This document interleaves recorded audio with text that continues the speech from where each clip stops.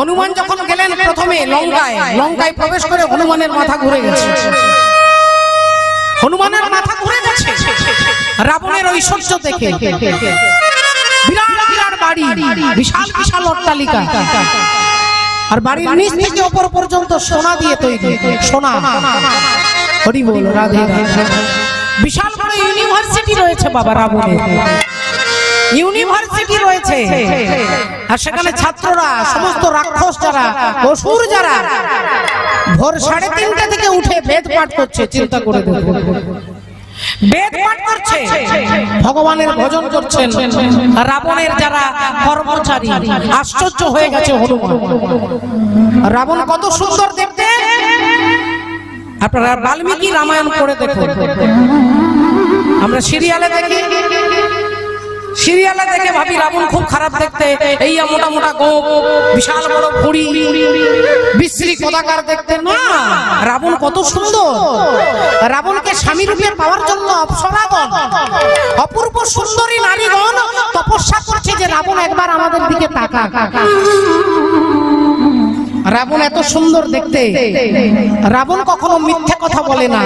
রাবণ বেদ পাঠ না করে জলগ্রহণ করে না। যার 4টে বেদ, 6টা দর্শন, যিনি শরবতের মতো গুলে খেয়েছে, তথাপিও শাস্ত্র তাকে বলছেন রাক্ষস। রাক্ষস বলছেন কেন? বলে রাবণের মধ্যে অহংকার রয়েছে, অহংকার। আর এই অহংকারটাই তাকে বিনাশের দিকে ঠেলে দিলেন। অহংকারই মানুষকে বিনাশের দিকে ঠেলে দেয়। এই অহংকারটাই হচ্ছে যেটা মিথ্যে। একমাত্র সত্য কি না, জীব নিত্য কৃষ্ণ দাস ইহা ভুলি গেলা, আর তে কারণে মায়া পিশাচি গলাই বাঁধিলা। সর্বধর্ম পরিত্যাজ্য মামেকং শরণং ব্রজ, অহং ত্বং সর্ব পাপেভ্যো মোক্ষায় স্বামী মাসুচ। কিন্তু ভগবানের কথা আমরা বিশ্বাস করতে পারি না বাবা। এর প্রধান কারণ হচ্ছে মায়া। এই মায়ার পর্দাটা আমার চোখে লেগে আছে। রাধে রাধে। তাই মায়ার পর্দাটা যতক্ষণ না সরবে ততক্ষণ অহং বোধটা যাবে না। আমি সংসার চালাচ্ছি, আমারই জন্য হরিবাসর হচ্ছে, আমি এত পরিশ্রম করছি, আমি এই মন্দিরটা করেছি, আমার ভূমিকা বিশাল ব্যাপার। এই অহংবোধ এর প্রধান কারণ হচ্ছে মায়া আমার গলাটা টিপে ধরে আছে। কুরুক্ষেত্রের যুদ্ধ শেষ হয়ে গেছে, পঞ্চপাণ্ডব জিতে গেছে। অর্জুনের রথে বসে ভগবান কৃষ্ণ অর্জুনকে নিয়ে আসছেন ঘরে। আর ঘরের রাস্তায় যেতে যেতে হঠাৎ অর্জুনের মনে হলো যে কুরুক্ষেত্রের যুদ্ধটা আমারই জন্য জিতেছে। আমি বড় বড় বীরকে মেরেছি, আমি ওকে হারিয়েছি, আমি একে হারিয়েছি, আমি ওকে মেরেছি, আমি একে ধরাশায়ী করেছি। তাহলে আমার ট্যালেন্ট তো কম নয়, আমি অর্জুন, আমি অর্জুন, আমারই জন্য কুরুক্ষেত্রের যুদ্ধে জয়লাভ হলো। এই কথা ভাবতে ভাবতে, মনে মনে চিন্তা করতে করতে অর্জুন যাচ্ছে। আর অন্তর্যামী ভগবান অর্জুনের ভাবটা বুঝতে পেরে গেছে, কিন্তু ভগবান কিছু বলছেন না। ঠিক দরজার কাছাকাছি, বাড়ির কাছাকাছি চলে এসেছেন, রথটা দাঁড়িয়ে গেছে। ভগবান বললেন, অর্জুন এবার তুমি রথ থেকে নেমে সোজা বাড়ি চলে যাও। হঠাৎ অর্জুনের মনে হলো, রথ থেকে যদি নামতে হয় আমি আগে নামবো কেন? তুমি ড্রাইভার, তুমি আগে নামবে।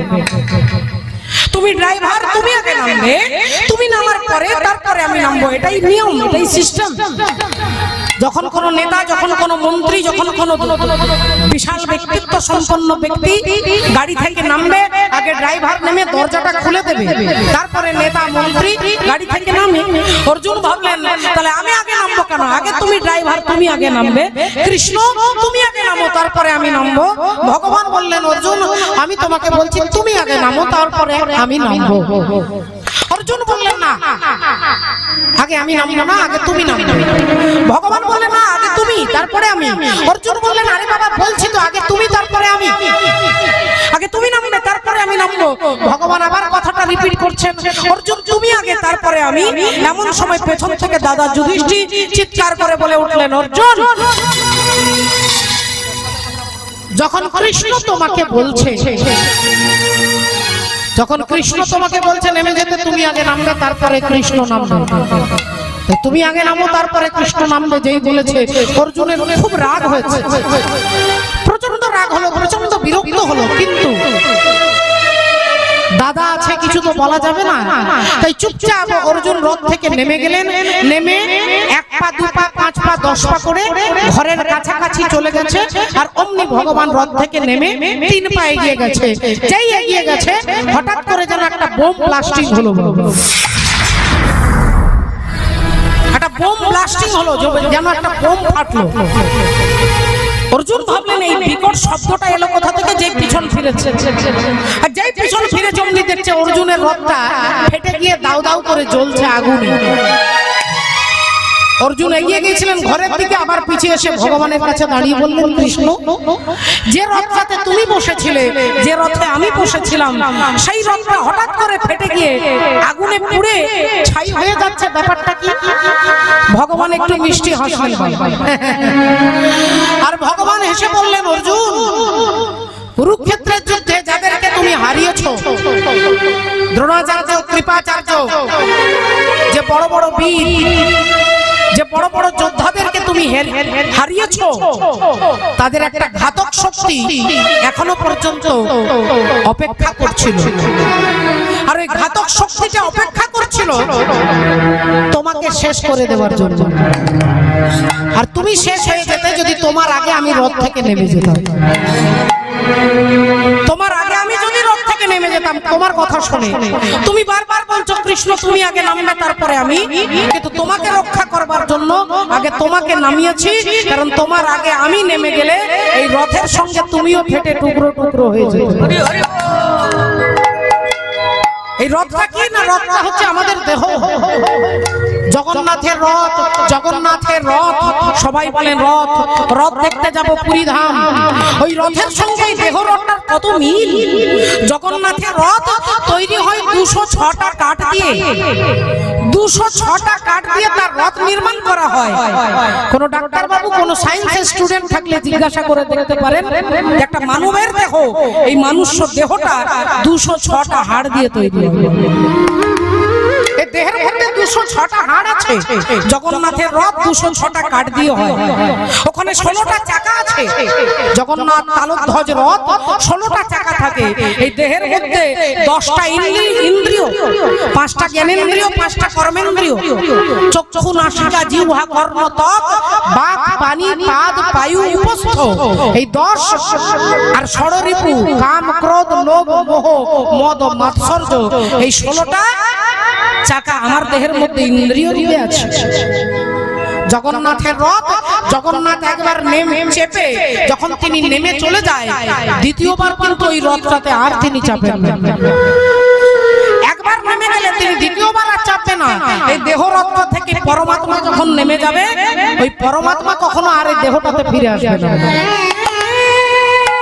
তাহলে দেহটার পরিণতি কি হয়? তাহলে জগন্নাথের রথ থেকে যখনই জগন্নাথ নেমে চলে যায়, ওই রথটাকে ভেঙে ভেঙে টুকরো টুকরো করে জ্বালানি হিসেবে ব্যবহার করা হয়। জগন্নাথের ভোগের জন্য যে কাঠ, সেই রথটা ভেঙে কাঠগুলোকে আগুনে জ্বালানো হয়। এই দেহ রথটা থেকে যখনই পরমাত্মা জগন্নাথ নেমে যাবে, এই দেহ রথটাকে শ্মশানে গিয়ে আগুনে জ্বালিয়ে দেওয়া। হরি হরি বল।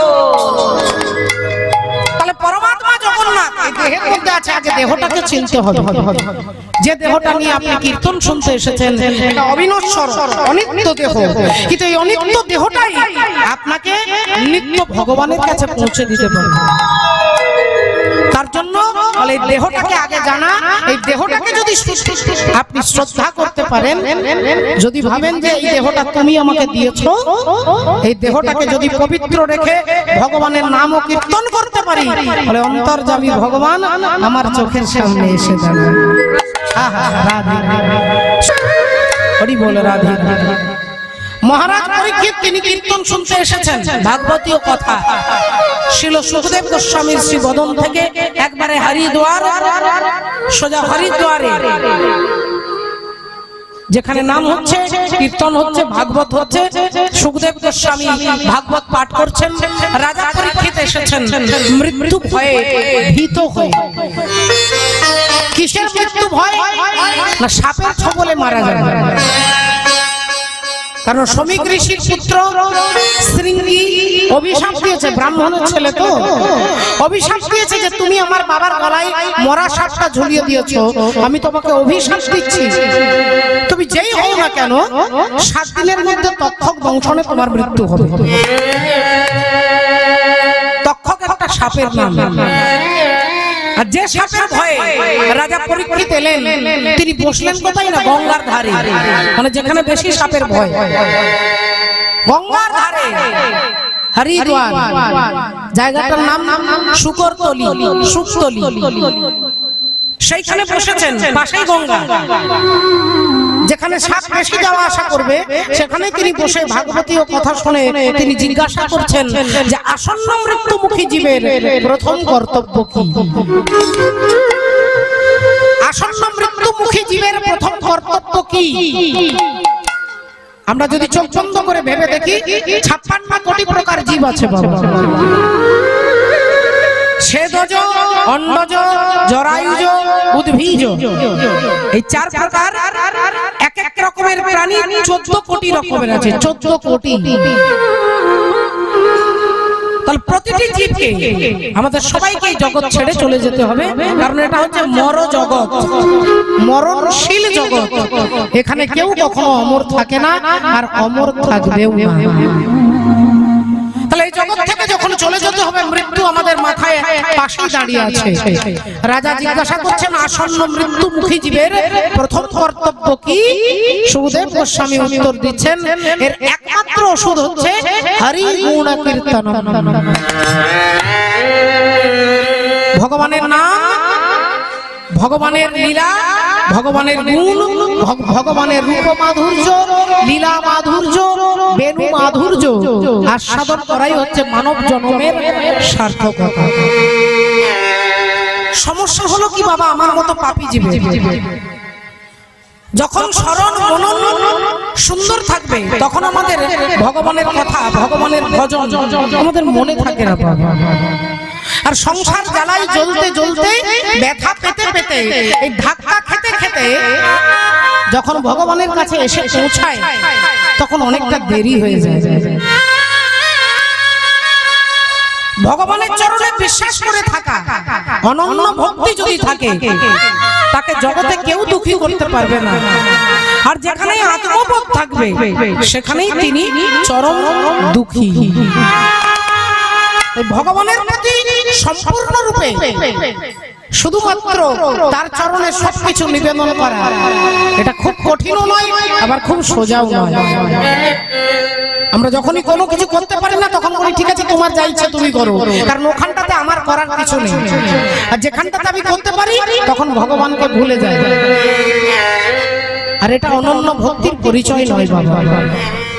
তো চৈতন্য ভগবান এলেন আপামর জীবকে ভগবত চরণে কিভাবে নিবেদন করতে হয় জানানোর জন্য। ওগো পাপীর তরে, পাপীর তরে আসেন ভগবান, ওই পাপীর তরে, পাপীর তরে আসেন ভগবান। ওগো পাপীর তরে, পাপীর তরে আসেন ভগবান, ওই পাপীর তরে, পাপীর তরে আসেন ভগবান, পাপীর তরে আসেন ভগবান। ওরে ব্রহ্মাণ্ডে কান্দে কান্দে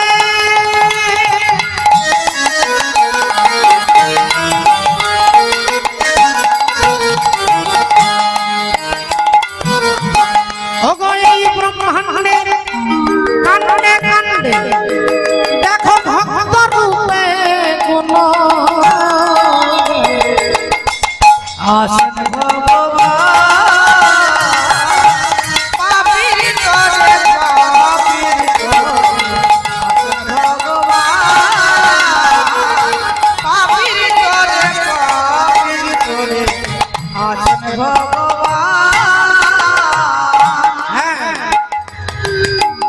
কি বলছে বহু পাপী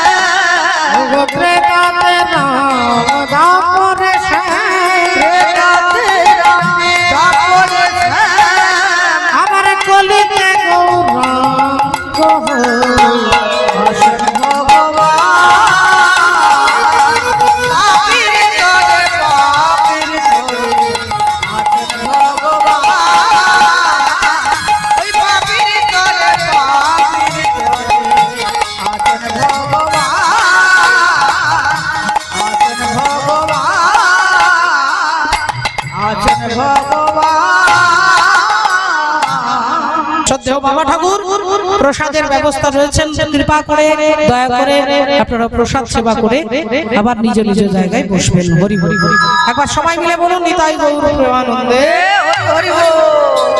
আহা রাধে রাধে। তো বাবা ঠাকুর আজকে দেখুন লক্ষ্য করে কি বলছেন মহাজন।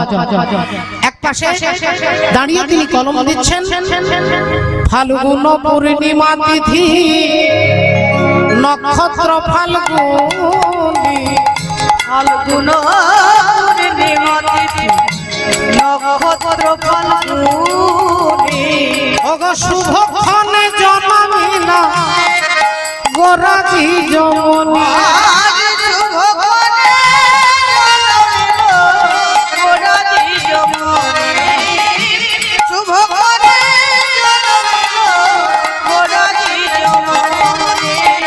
বলি জনমনি নদে জনমনি জনমনি ওগো আমার আমার গৌর হরি জনমনি আমার আমার গৌর হরি জনমনি ওগো আমার আমার গৌর হরি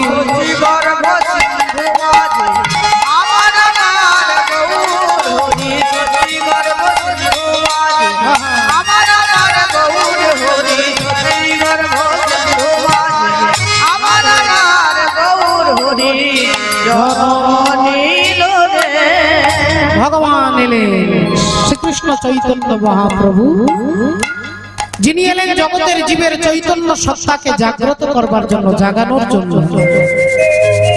আমরা সমস্ত জীব ঘুমিয়ে আছি, এই ঘুমানো জীবকে জাগানোর জন্য আসছেন কেন চৈতন্য। হরের নাম হরের নামৈব কেবলম কলো নাস্তেব নাস্তেব নাস্তেব গতিরন্যথা। জাগবার জন্য ঘুমানো অবশ্য দরকার। যদি কেউ বলে আমি কোনোদিন ঘুমাই না, তাহলে তার ব্রেন গন্ডগোল, তার মাথার কোনো ডিস্টার্ব আছে। জাগতে গেলে ঘুমোতে হবে। আজ ঘুমোই না, একসাই হয় রোগী আর নইলে হয় তিনি পরমাত্মা।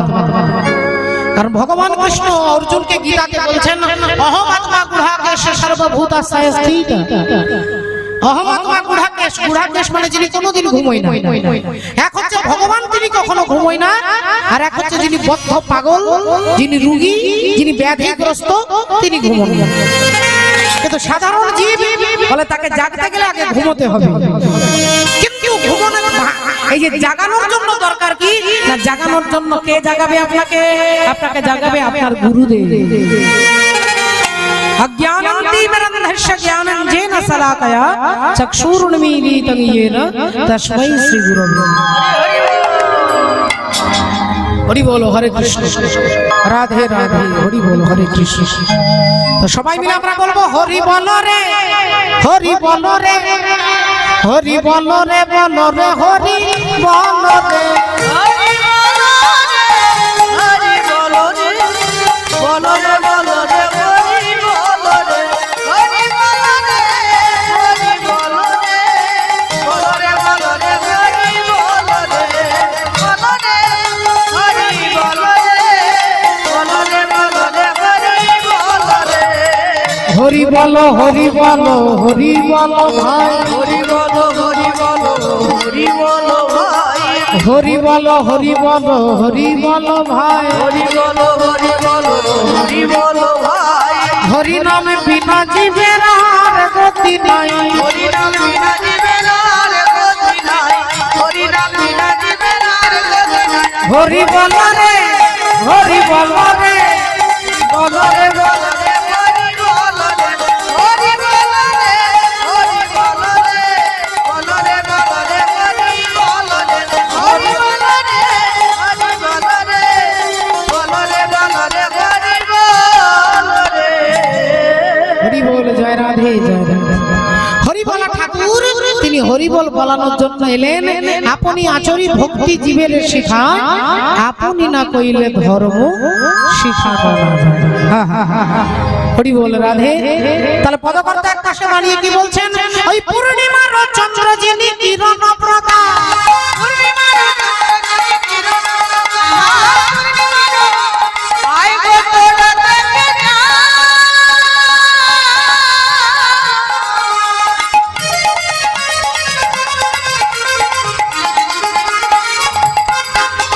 ও বনলে বাসি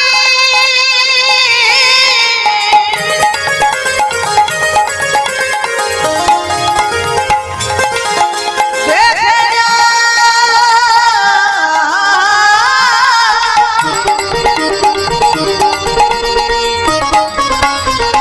মোরা লালের রাধার খানি।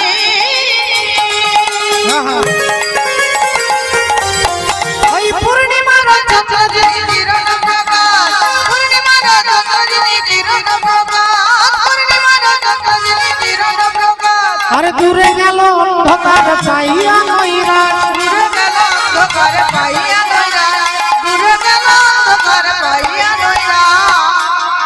শ্রদ্ধেয় বাবা ঠাকুর, আমরা আমাদের স্বভাবের জন্য, আমরা আমাদের নীতির জন্য দুঃখ পাই, কষ্ট পাই। একজন সন্ন্যাসীকে মহারাজ বলা হয়, যিনি সন্ন্যাসী, যার পরনের কোনো ঠিক নেই, যার থাকার কোনো জায়গা নেই, তাকে বলছে মহারাজ। রামকৃষ্ণ মঠের মহারাজ, ইস্কনের মহারাজ, গৌড়ীয় মঠের মহারাজ, অথচ তাকে মহারাজ বলা হয়। যার মাথায় নেই সোনার মুকুট, যার পরনে নাই কোনো অলংকার, তাকে মহারাজ বলছেন কেন?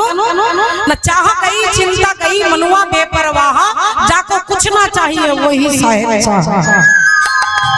এই জগৎ সংসারে যার কোনো দরকার নেই তাকে মহারাজ বলে, তাকে সায়েন্সা বলে, তাকে রাজা বলে। আর যার দরকার আছে বলে তিনি ভিখারি। আমাকে ছেলে দাও, আমাকে টাকা দাও, আমাকে গাড়ি দাও, আমাকে বাড়ি দাও, ভিখারি। এটা ভিখারির লক্ষণ। আর যিনি রাজা তিনি ভগবানের কাছে কিছু চাইবে না, আমার কিছু দরকার নেই, তিনি হচ্ছেন মহারাজ। হরে কৃষ্ণ, জয় রাধা।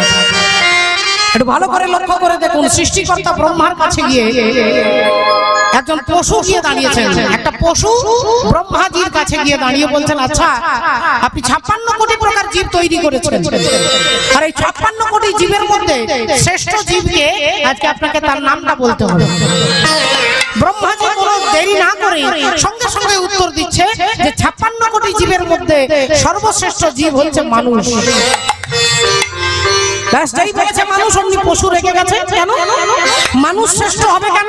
ব্রহ্মাজি বললেন, বারে মানুষ কি সুন্দর ভাষায় কথা বলে, কি সুন্দর বাংলা, হিন্দি, উর্দু, তেলুগু, তামিল, কানাডা, মালায়ালম, ইংরাজি, কত মিষ্টি ভাষায় কথা বলে। তোমরা পশু পাখি, তোমরা কি ভাষা বলতে পারো? তোমরা তো টেটা চেঁচা কুঙ্কা করে চিৎকার করো। আর মানুষ কি সুন্দর কথা বলে।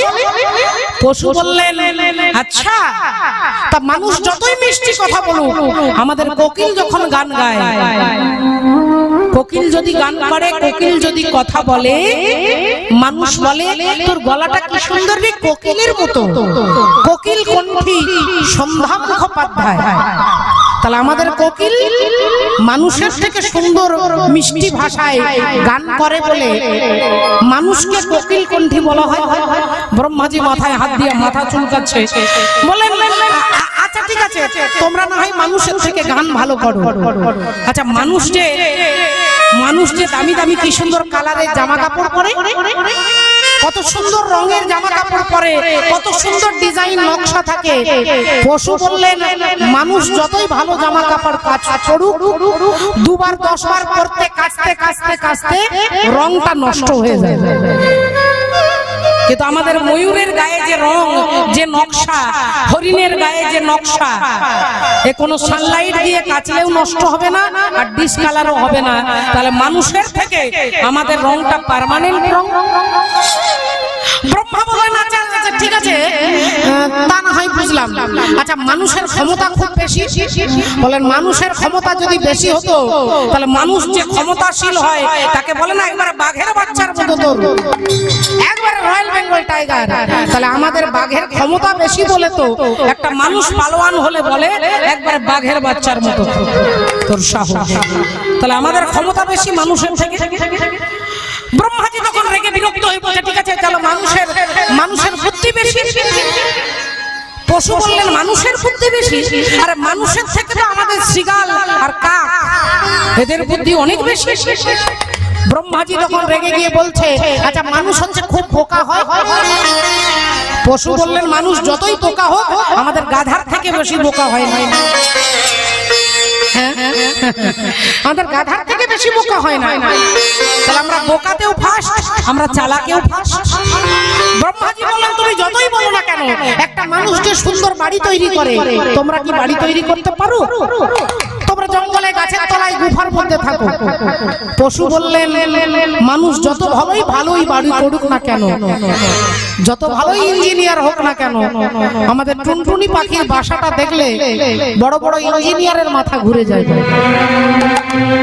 বাবুই পাখির বাসা, বাবুই পাখির বাসাটা দেখলে ইঞ্জিনিয়ারের মাথা ঘুরে যায় যে এরকম একটা ছোট্ট পাখি এত সুন্দর ডিজাইনের নকশা করে বাড়িটা করলো কি করে, কতগুলো খড় আর ঘাসের কুটো দিয়ে এত সুন্দর ডিজাইনের বাড়ি। তাহলে আমাদের বাড়িও ভালো করতে পারি। এবার ব্রহ্মা একটু একটু করে গম্ভীর হয়ে যাচ্ছে।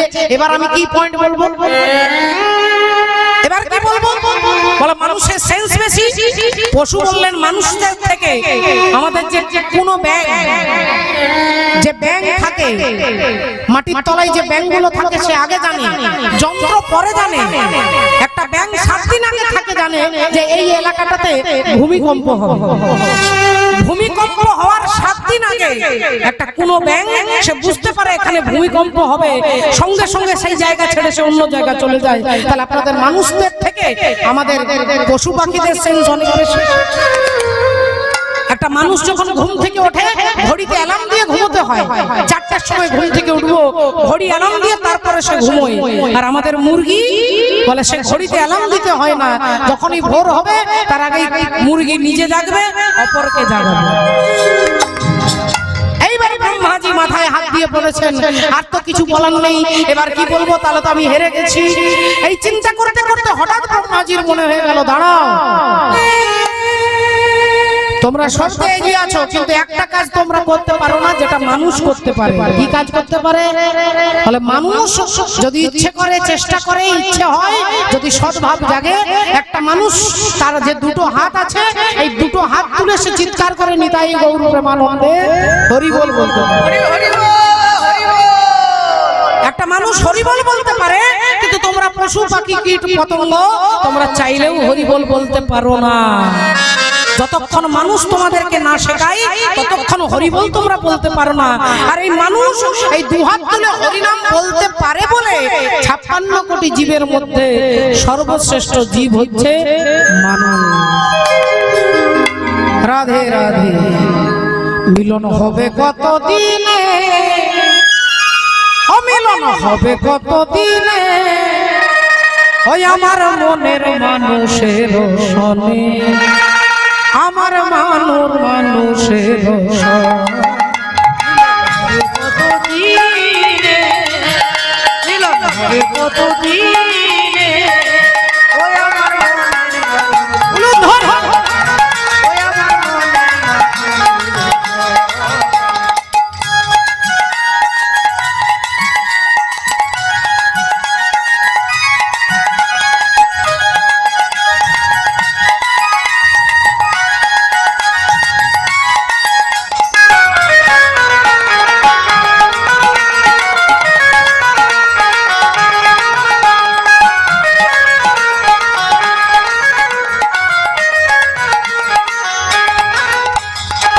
তোকে চাই হরে নিশি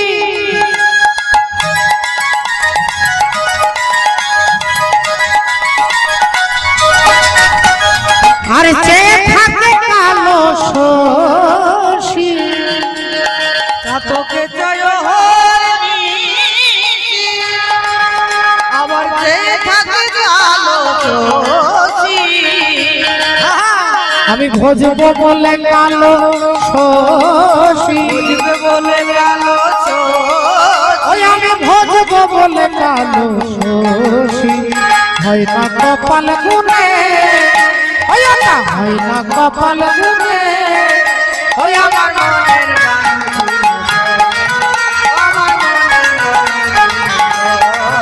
মিলন হবে কতদিনে ও মিলন হবে কতদিনে আমার মনের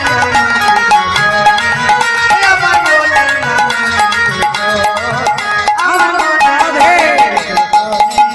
আমার মনের আমার মনের আমার মনের মানুষের রাধে তাই পদকর্তা এক পাশে দাঁড়িয়ে কলম দিচ্ছেন দাপরে নন্দের ঘরে কৃষ্ণ অবতার আজ দাপরে নন্দের ঘরে কৃষ্ণ অবতার আপনি করিলা প্রভু অসুর সংহার আপনি করিলা প্রভু অসুর সংহার অগ শশীর উদরে এলে জন্ম নদিয়াতে শশীর উদরে এলে জন্ম নদিয়াতে শশীর উদরে এলে জন্ম নদিয়াতে আরে কলি যুগের জীব সব নিস্তার করি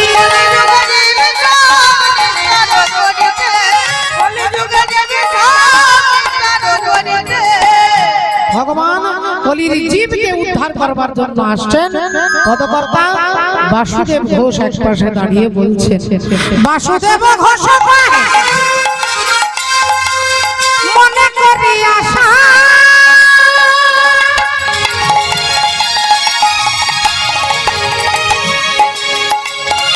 আজ বাসুদেব ঘোষ কহে মনে করি আশা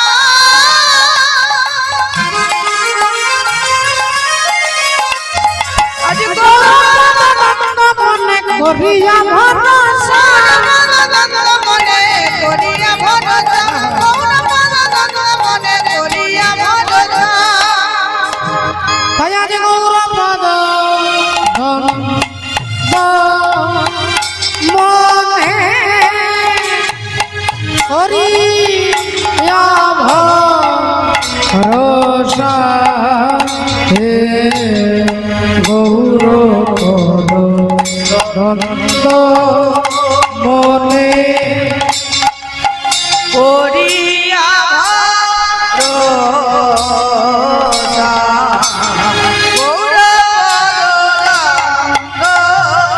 মনে করিয়া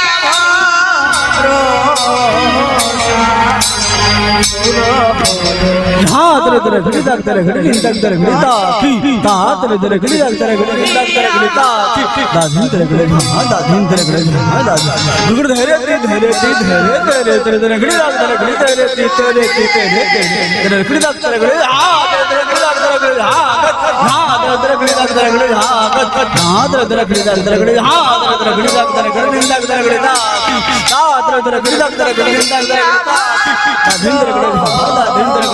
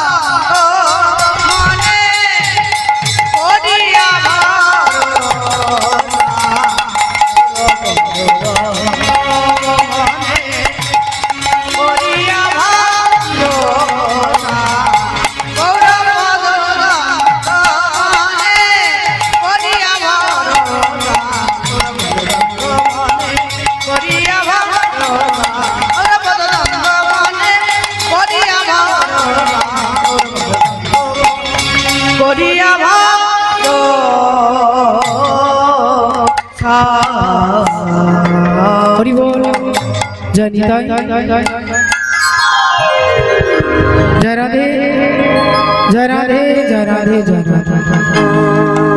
जय जय जगत गुरु তুমি বাঞ্ছা কল্পতরু শিক্ষিত করো তপ্ত মরু করুণা তোমার তুমি মাতা তুমি পিতা তুমি জগতের ত্রাতা কেহ নাই তোম ভিন্ন তোম ভিন্ন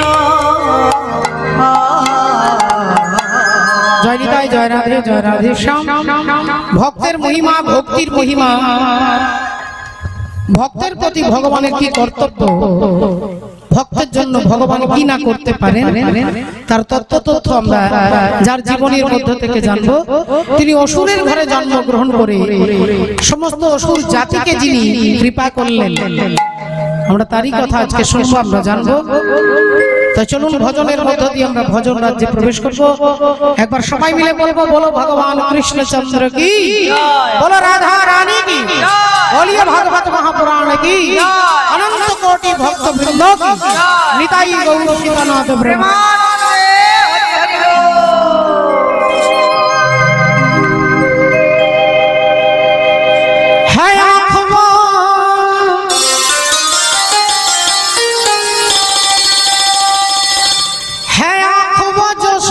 का दर्शन किया करे है आँखों वो जो शाम का दर्शन किया करे है शीश जो प्रभु चरण में बंधन किया करे बेकार वो मुख है जो रहे व्यर्थ बातों में मुख वो है जो हरि नाम का सुमिरन किया हीरे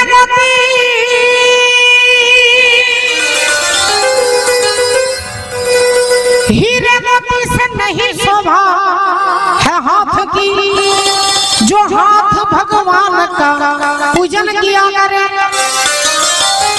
मर कर भी अमर नाम से जीव की जग में प्रभु प्रेम में बलिदान जो जीवन दिया करे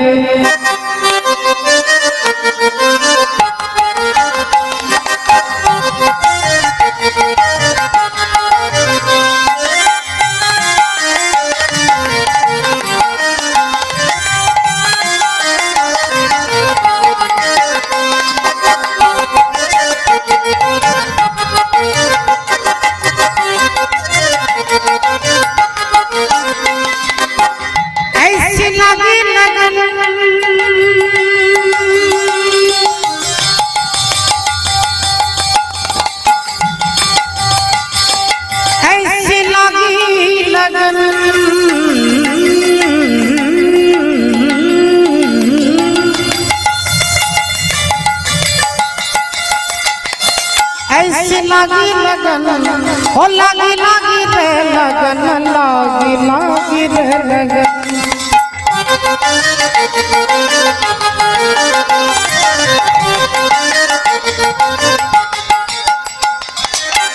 ऐसी लागी लगन मेरा हो गई मगन ऐसी लागी लगन मेरा हो गई मगन वो तो गली गली हरी गुन गाने लगी महलों में पली बन के जोगन चली महलों में पली बन के जोगन चली मेरा रानी दीवानी कहाँ है ऐसी लागी लगन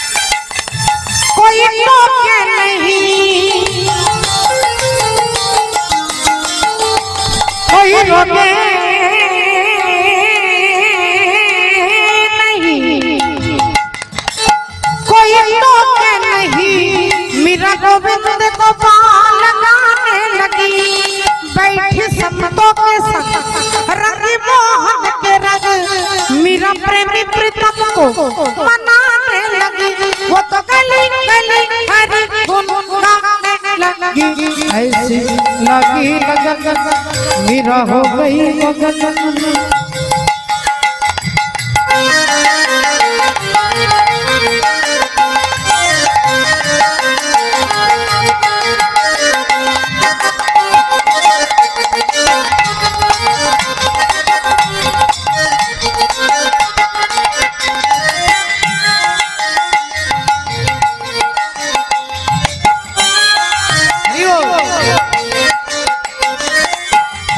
राणा ने विष दिया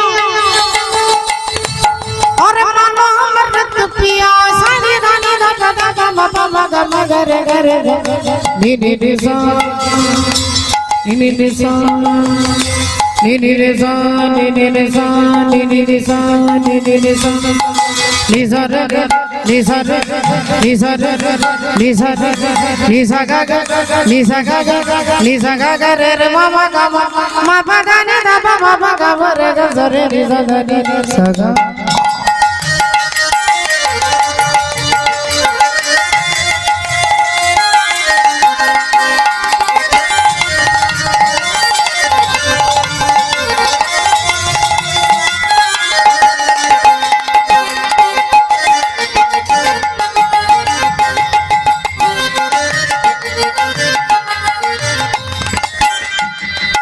जल से पतला कौन है कौन भूमि से भारी और कौन अगन से तेज है कौन तो जल से कारी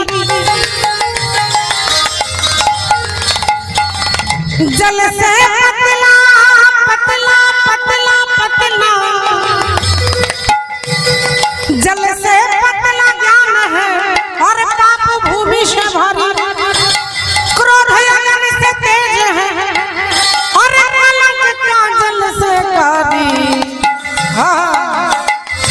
लागी लागी रे लगन लागी लागी रे लगन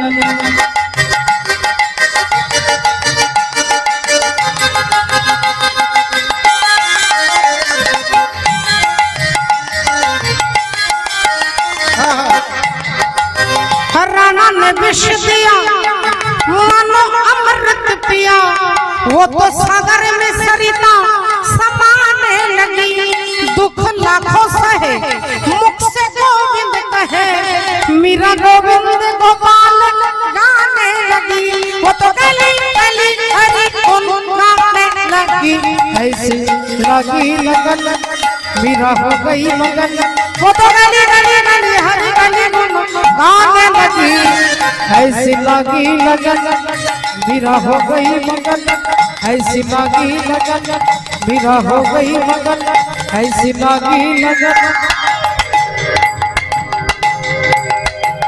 मेरा हो गई।